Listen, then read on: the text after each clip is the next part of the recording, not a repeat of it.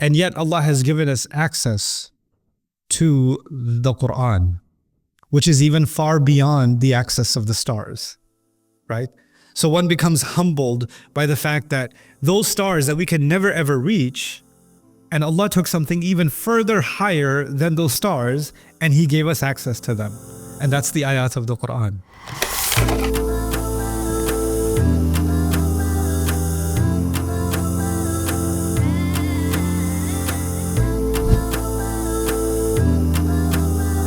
Assalamu alaikum wa rahmatullahi wa barakatuh. Alhamdulillahi rabbil alameen. Wassalatu wassalamu ala sayyidil anbiya'i wal mursaleen. وعلى آله وصحبه أجمعين أما بعد فأعوذ بالله من الشيطان الرجيم فلا أقسم بمواقع النجوم وإنه لقسم لو تعلمون عظيم إنه لقرآن كريم في كتاب مكنون لا يمسه إلا المطهرون تنزيل من رب العالمين رب اشرح لي صدري ويسر لي أمري واحلل عقدة من لساني يفقه قولي آمين يا رب العالمين. Inshallah, in these few minutes that I have with you, I'd like to make the most of this time and share something productive with you that will be of benefit. And I thought that in this kind of a gathering, one of the most beautiful things one can share is a reminder about Allah's own words. So I've chosen to talk about towards the end of Surah Al-Waqi'ah, where Allah describes a unique feature of the Quran. So the Quran is one of the most recurring subjects in the Quran are descriptions of the Quran itself. But this is actually a very unique place. It's unlike any other place that describes the Quran. And to start off discussing its uniqueness, there are two concepts in the language of the Quran, the muqsam and the muqsam alayhi. To put it very simply, sometimes Allah swears by something. So for example, everybody here might know wal asr. Allah swears by time. But then after He swears by time, He makes a statement. And there's a connection between what He swears by and the statement. So if He swore by time, then whatever He's about to say will be better understood if you think about time. So when He says human beings are in loss, you can truly understand loss now if you think about time. This is one thing that everyone's losing is time. Right? So time becomes the ultimate evidence of the loss of human beings. It becomes a shahid, a dalil for the loss of human beings. So when Allah swears by something, He's not just the way we normally swear by something is to emphasize something, right? But when Allah swears by something, He's actually preparing us for something He's about to say. So the thing that's coming next, this is preparatory, and it's almost setting the stage to help us think about what He's going to say. So I'll go backwards here. The thing that Allah is going to say in these ayat is إِنَّهُ لَقُرْآنٌ كَرِيمٌ. That this is a majestic, noble Quran. The word kareem comes from karam, which was used for exquisite grapes. It was used for pearls. It was used for treasures. It was used for exotic clothes. It was used, the derivatives of this word were used for very high level or high class, very elegant kinds of people. It was used for earth that has been, all the pebbles have been removed. So Ardun Karam, for example, a land where the pebbles have been removed. So it's perfect for growing a garden. So this idea of perfection, of exquisiteness, of purity, of something being very high and pristine, that's the word kareem. And Allah says that the Quran, one of its descriptions is it's this exquisite, beautiful, exotic, perfect nature of the Quran. إِنَّهُ لَقُرْآنٌ كَرِيمٌ. That's the statement. But to prepare us for that statement, Allah took an oath. So now we go backwards. And this oath that Allah takes, He didn't just take an oath, which He does in so many other places in the Quran, like I was just mentioning, wal asr, or wat-teen, or wad-duha, or wash-shams, or so many others. But not only did He take an oath, but after taking the oath, He says, وَإِنَّهُ لَقَسَمٌ لَوْ تَعْلَمُونَ عَظِيمٌ. This, in fact, is an oath. Had you any idea, this is incredible. This is a magnanimous oath. He never does that. He doesn't take an oath and then say, by the way, this oath is amazing. He doesn't do, this is the only place in the Quran where He does that. So the thing that calls our attention to these ayat is the way that Allah has set the stage to describe the Quran. So the description is actually going to play a key role in us understanding the exquisite nature of the Quran. If Allah is describing it as Kareem, as magnificent, as graceful, then the grace of it is going to be understood by the oath. So what's the oath? Allah says, فَلَا أُقْسِمُ بِمَوَاقِعِ النُّجُومِ. That's it. That's the oath. And the la, I won't talk about too much, but I'll get to the oath itself. He says, I swear by the, and I won't translate first, the mawaqi' of the stars. The mawaqi' of the stars. Now, the mawaqi', you can translate that as placement. That's possible. This is one of the ways you can think of it as mawqi', is jam'u mawqi', the plural of the location or placement. But the word mawqi' comes from waqa', and that in Arabic is when something heavy falls, something heavy drops from its location. Like, for example, when the Israelites were called to meet with Allah, and Allah raised the mountain above them, and they were convinced that it's going to fall on them. وَظَنُّوا أَنَّهُ وَاقِعٌ بِهِمْ. They were convinced that it's going to fall, the mountain's going to fall on them, it's going to waqi' on them.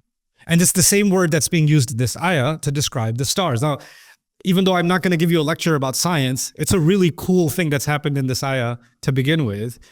When you look at the stars at night, you're actually not looking at the star. You're looking at the star from a few billion years ago. That star may not even be there anymore. In fact, it's not there anymore. It was in that location billions of years ago. It has fallen from that place since. It's fallen from that place since. And the word mawaqir means the place of falling. The place of falling of the stars. So Allah described even our viewing of the stars in a way that actually is accurate to the way what we're looking at is actually history, where the stars fell from, or the place they used to be, but they're not there anymore. So starting from that, now we're going to think about this placement of the stars oath that Allah has mentioned, or the falling of the stars that Allah has mentioned, and think about how could that teach us something about the Quran for the next few minutes. The first thing I'd like to share with you here is the stars are actually a theme in the Quran. And probably the most exhaustive place where that theme emerges is Surah An-Najm, the surah of the star. And in that surah, Allah makes a comparison between when He opens the surah with وَالنَّجْمِ إِذَا هَوَى. Najm was a star, particular star in the Arab constellation, and some refer to Jupiter also as Najm. But they had this concept in Arabic, just like we pay attention to the sun, or it's Maghrib time, it's Asr time. We're very conscious of the sun or the daytime sky, right? You can look at the sky and say it's almost Maghrib. You can look at the sky and say, oh, Fajr is almost over, right? But we're not as aware of the night sky. So you can't tell the difference between 10 p.m. and 11 p.m.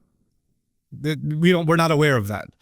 But the Arabs actually paid attention to the night sky the same way we pay attention to the day sky. And unlike us, because we have so many city lights and pollution and all of it, we barely see any stars in the sky. But if you go out to the Arab desert, really out into the desert, and you look up at the stars, you would be in shock. There's not a place in the sky you don't see stars. And you'd be surprised, where did they all come from? I've never seen them before. You see a star here, you see a star there, then you see a star there. Oh no, that's an airplane.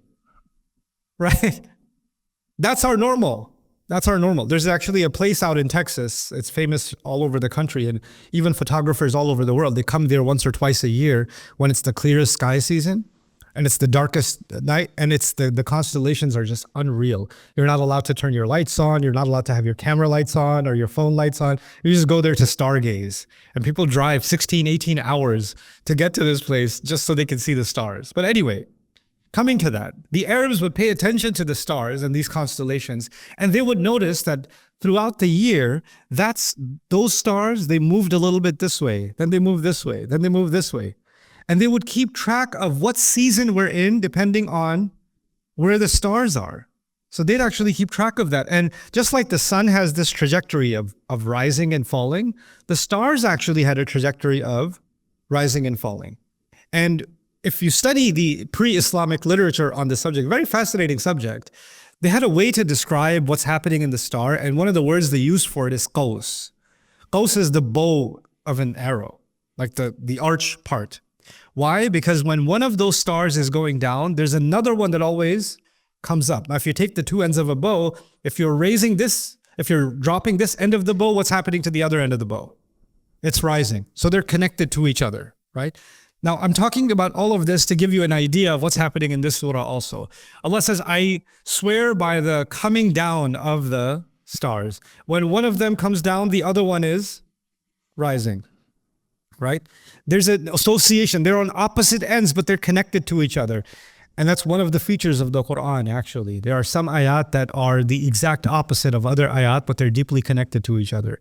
There are ayat about warning, and they are deeply connected to the ayat of good news, for example.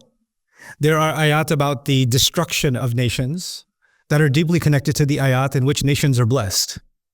And you have to understand both of them. And they're associated with each other, and understanding one of them and not the other would be a problem. You know, in Surah Al-Fatiha, Allah's names Ar-Rahman Ar-Rahim are deeply connected to Maliki Yawmiddin, even though they're opposite subjects. Ar-Rahman Ar-Rahim makes you feel good. Maliki Yawmiddin scares you. But they're put right next to each other, right? So there's an association between these ayat. Then of course, because there's a connection, it teaches us that the Quran itself, just like you're looking at the stars in the sky, and at first it looks like they're all just spread out. But if you observe carefully, you start noticing patterns. You start noticing constellations. You start noticing some stars go together. You start noticing some stars are constants. You start actually mapping it all out. When you first read the Quran, even today, if somebody just read a translation of the Quran, they would first think, this is all over the place. It's just, I can't keep up. The subject keeps changing. Or it's repeating itself. I thought I saw this before. And at first glance, all the stars look the same. All the stars have the same kind of just a little dot, right? But if you spend time contemplating the stars, you realize the stars are an incredible, incredible phenomenon. And they are incredibly intricate. And they have very specific places where they all sit. All of them. And so when someone decides to spend more time with the Quran and look at the Quran more deeply, they start realizing that all of these ayat are actually perfectly fitted where they belong. And what seemed random at first is actually a profound heavenly order. Just like there's a heavenly order in the universe, there's a heavenly order in the Quran. So now we're starting to see a connection between what Allah is saying about the falling of the stars and the Quran. And some scholars even mention something more remarkable. It said the Quran, the coming down of the Quran, is the last major command of Allah to come down, right? And the next command of Allah to come down will be the stars themselves falling down, Judgment Day. The Prophet would describe, sallallahu alaihi wasallam, ana was-sa'a kahatayn, right? Myself and Judgment Day are like two fingers together. Meaning the greatest sign of Judgment Day is the coming of the last prophet, which is directly connected with the coming of the last message from Allah, the Quran. So the Quran itself becomes the greatest sign of Judgment Day. And Allah says, I swear that the next major event that's coming is the falling of the stars itself, right?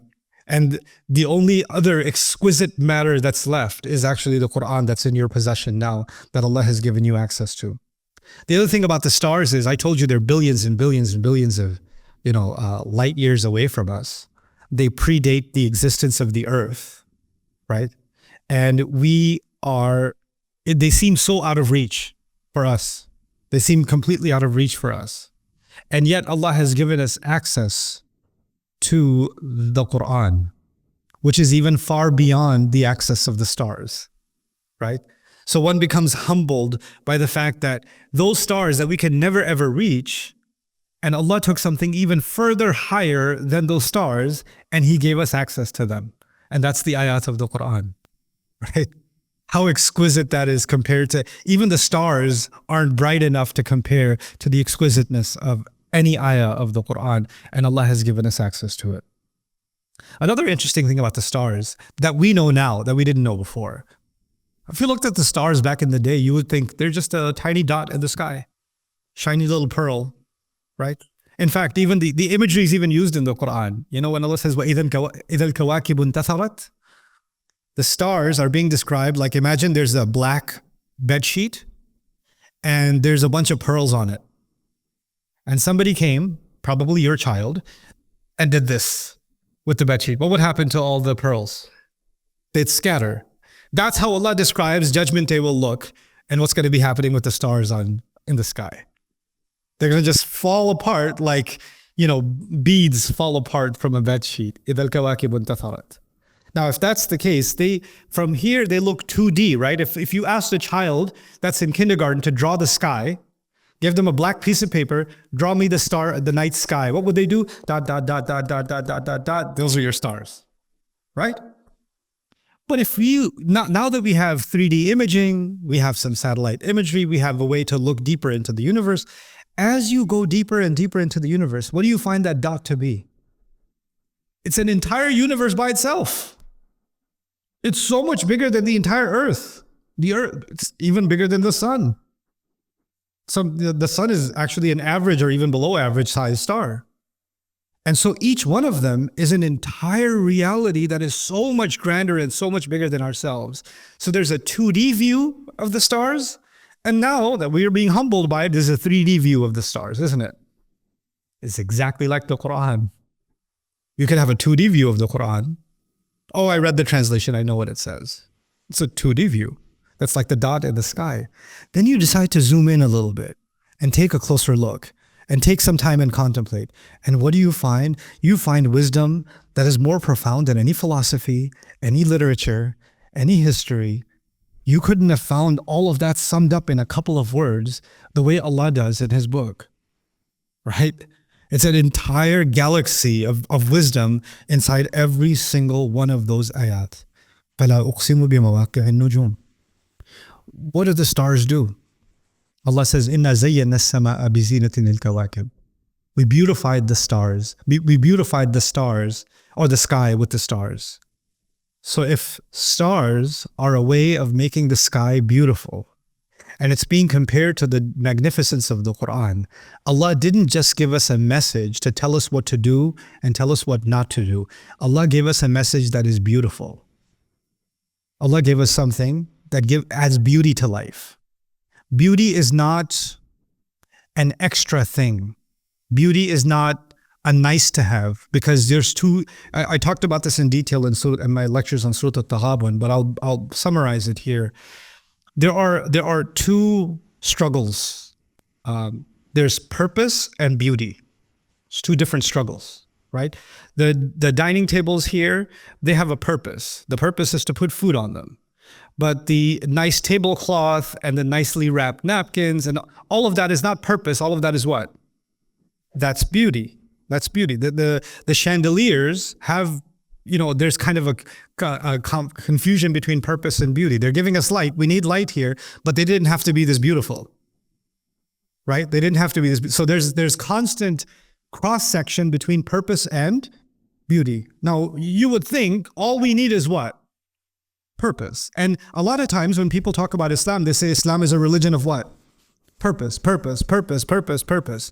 If you are anybody here in technology or engineering, and any of this science, okay, if you're in technology or engineering, the programmer is worried about purpose. What's the functionality, right? What's the functionality? And the programmer has the worst design sense in the universe, right? And the UX guy, the design guy, those people come and say, no, this is not a good user experience. These are ugly colors. What did you make? How will anybody use this? But look at the function. If you /X, they're like, nobody cares about your purpose, dude. It's ugly. The reason you bought the phone that you bought wasn't just because it serves a purpose, but because you thought it was what? Beautiful. Many of you made a decision about buying a car. You didn't just buy a car that gets you from A to B. That could have been a rickshaw too. But you bought a car that you thought was fulfilling a purpose and it was beautiful. The clothes you chose to wear have a purpose, but they also have beauty in your eyes, right? That's why you chose to. If you see food is basic. It's carbohydrates, it's proteins, it's fats. There's not a lot of variety in food, right? But if the food looks like a dead animal, somebody made those cake specialists that make a cake look like anything? It made it look like a dead snake. Chocolate cake, most delicious chocolate you've ever eaten in your life, but it looks like a dead snake. You gonna eat it? No. Why? Because you're not interested in just purpose. You're interested in what? Beauty. If you see ugliness, you're pulled away from it. Human beings, human civilization is actually a constant combination of purpose and beauty. Some of the most accomplished engineers in the world, some of the people that design some of the most amazing aircraft technology in the world, when they write about this stuff, they say the highest form of engineering has to be beautiful. It has to be beautiful, right? So there's this constant cross-section between purpose and beauty. Now, who did that? Who made an orange, which is supposed to give us certain nutrients, also beautiful in color? Allah did that. Who made trees and animals? Animals could have been, 18 legs each. The human body was designed in a beautiful way. Our clothes were designed. Allah says, even about our clothes, Allah uses the word rishan to describe beautiful clothing. Who put that inside of us, this desire for beauty all the time? And look around you. Practically everything you see in interior design, in clothes, the shoes you're wearing, the technology you're using, the app that you're using, the background on your phone, all of that constantly purpose, beauty, purpose, beauty, purpose, beauty, isn't it? But you know what we've done, unfortunately, with Islamic studies and the way we think about Islam? We have reduced Islam to just one of those two things, which is what? Purpose, purpose. And there's almost no conversation about beauty. When Allah says that this Quran is exquisite, it's like beautiful pearls. It's like elegant gardens. Kareem. Isn't he highlighting beauty also? And then he compared it to the stars. And the stars, Allah himself says, are a way of making the night sky what? Beautiful. The Quran is supposed to actually make you appreciate the beauty in all things, and starting with the beauty of Allah's words. Allah wants you to appreciate beauty. It's part of your journey to Allah. Inna Allaha jamilun yuhibbul jamal. The Prophet would say, sallallahu alaihi wasallam, right? Allah is beautiful, loves beauty itself. So picking up from that, now let's turn a little bit towards purpose. The Arabs would not like to travel during the day. Anybody want to guess why? A little hot. It's a little hot. And it doesn't rain, right? So they prefer traveling at night. Now, the problem with traveling at night is they don't have highways. They have a desert. So they need to find out where to go. How do they find out where to go at night? Stars were their guide. We say the Quran is our what? Guide. The Quran's our guide, just like the stars. They're reliable. They know, because they mapped out the stars. They know that star will always guide me in this direction. I can never go wrong if I just follow that star. All I got to do is look up and just find that. Okay, I found it. Now I know where to go. Now I know where, not only do I know where to go, I know where I am now. You could map yourself and your destination just by paying attention to the star. What does that tell you about my relationship and your relationship with the Quran? I don't know where I stand in life. I don't know what to do with myself. I'm confused. All I got to do is look up at the divine stars of Allah's words. I'll find my way. And it's most relevant. Stars can only be seen at night. You notice when the day comes, you can't see the stars. Which means Allah's guidance will be most relevant when I am in the dark. When my life is filled with darkness, that's when I'm going to be able to see the stars. That's when I'm going to need it the most, right? These people do the opposite sometimes. People say, I'm going through a dark time, that's why I've distanced myself from Allah. You're going through dark times, which is when you're supposed to come to Allah more than any other time. That's what stars are. They give you guidance in the thick of the night, in the dead of the night. And yet still Allah guides, subhanAllah. Then the stars were all created at different times. Now we know that. Now, the more we study the universe, we learn these things. سَنُرِيهِمْ آيَاتِنَا فِي الْآفَاقِ وَفِي أَنفُسِهِمْ, right? Allah says, we will show them our signs in the stars, in the skies and inside themselves. So we're going to keep learning things about the universe. And the more we learn about the universe, we'll end up learning about ourselves. And we'll keep learning more about Allah's word. It's going to keep happening. So now we know that stars were created at different times in history. They're all of different ages, different sizes. and they have different placements, different origins. The ayat of the Quran were revealed on different occasions, for different contexts, for different problems, different solutions, right? And not two of them are exactly the same. Even if they look similar, they have a different function, they have a different purpose. Don't underestimate them, right? You don't say to yourself, I read an ayah just like this one already somewhere else. I already know it. No. That star is not the same as this star. By the way, just on a side note, we don't even do that with human beings, because you don't say this one has a nose, that one has a nose. This one has two eyes, that one has two eyes. This one has bones, this one has bones. This one has 5 fingers, this one has same thing.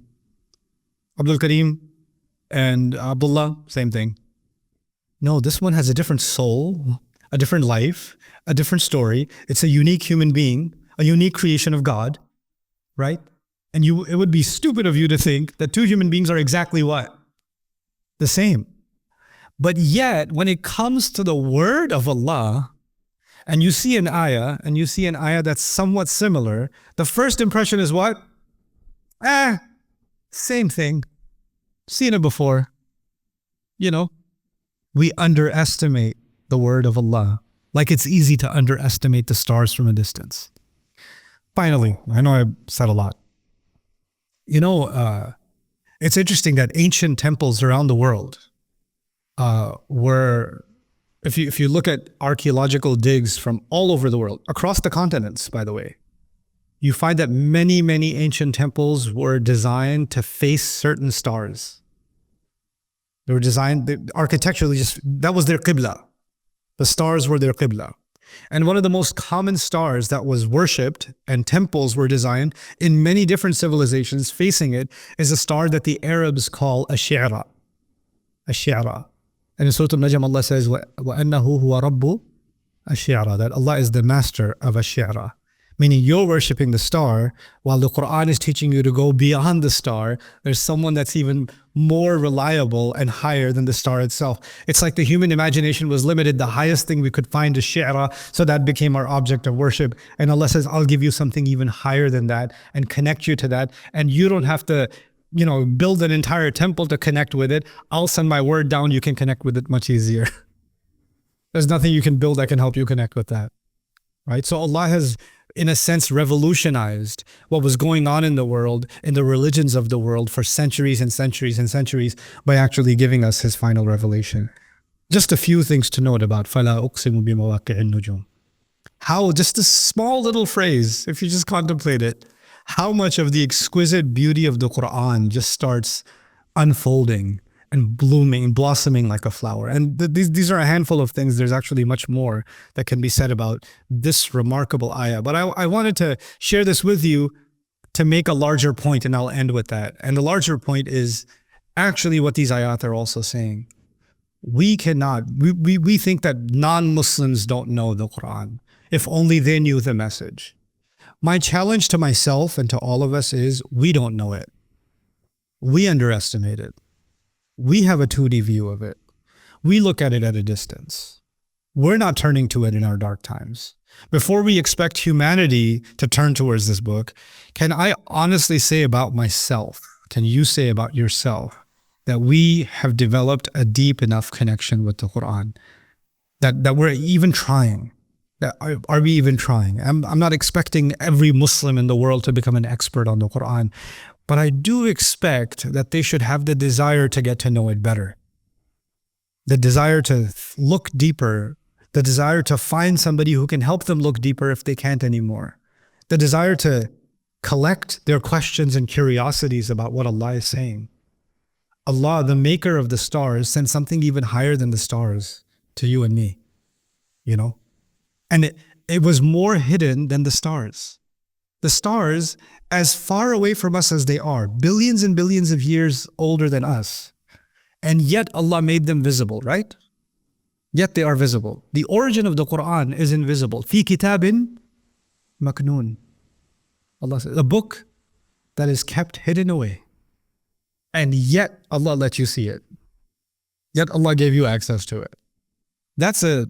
It's a way of Allah humbling us to the power and the magnificence of the Quran. And if the stars are relevant, even now, by the way, Airplane navigation, if navigation satellite systems that have been developed, airplane navigation, all of it is based on what? Stars and constellations. If there's a flight, if there's a pilot and their navigation system fails, in the middle of the flight, the navigation system fails, they are all trained to simply what? Look at the stars. They're trained to look at the stars. In other words, even though the stars are ancient, their guidance is timeless. This is the last thing I'm sharing with you. The stars are ancient, but their guidance is timeless. The Quran may be 1.5 millennium old for us. And people sometimes say this. If the Quran was revealed today, it would talk about cryptocurrency. If the Quran was revealed today, we would have a proper fatwa on TikTok, etc., etc. First of all, there's no if. And second of all, these ayat are answering your question before you get to ask it. These ayat are telling us that just like the stars are forever a guide, whether you travel on the earth or on a plane, whether you're at sea or in the desert, the stars will guide. They'll never fail you. Until the day comes when the stars shall fall. The same way, this book will guide you and me and all of humanity, anybody that looks for guidance, until the day Allah decides that the stars shall fall. May Allah Azza wa Jal make us people that really appreciate the beauty of the Quran and find purpose in our lives through our engagement with the Quran. I thank you so much for this beautiful evening. Jazakumullahu khairan. Assalamu alaikum wa rahmatullahi ta'ala wa barakatuh. Hey guys, you just watched a small clip of me explaining the Quran in depth as part of the Deeper Look series. Studying the Quran in depth can seem like a really intimidating thing that's only meant for scholars. Our job at Bayyinah is to make deeper study of the Quran accessible and easy for all of you. So take us up on that challenge. Join us for this study, the Deeper Look of the Quran, for this surah and many other surahs on BayyinahTV.com under the Deeper Look section.